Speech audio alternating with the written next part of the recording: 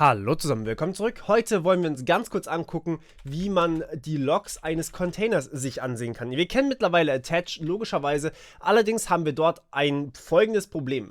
Wir schauen uns mal ganz kurz an, was ich für Container gestartet habe. Einer davon ist wieder mal unser berühmter Nginx-Container, der, ja, eigentlich im Endeffekt genau das, was wir die ganzen Videos jetzt gemacht haben.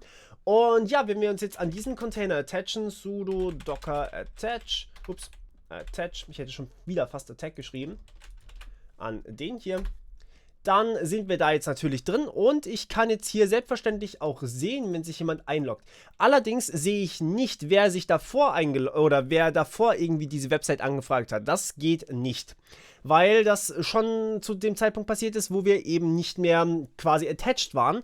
Und ja, ich habe tatsächlich dreimal davor auf diese Website zugegriffen. Das heißt, da müssten eigentlich noch 3 Einträge mehr sein. Die können wir über einen Log sehen. Das heißt, wir gehen hier mal wieder raus, STRG P, STRG Q, für die, die es vergessen haben. Wichtige Tastenkombination.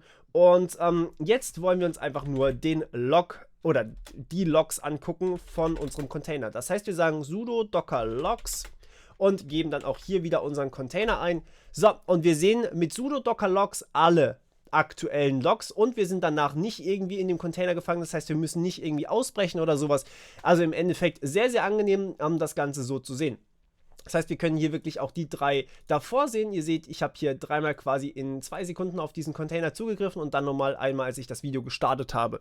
Und ja, das ist im Endeffekt auch alles. So könnt ihr da quasi auf die Logs zugreifen. Natürlich ist das jetzt nicht vollständig. Es gibt noch andere Logs für Services, um genau zu sein, aber die kann ich euch leider noch nicht zeigen, weil wir Services noch nicht hatten. Das heißt, geduldet euch noch ein bisschen und ja, wir hören uns dann beim nächsten Mal wieder. Bis dann, ciao.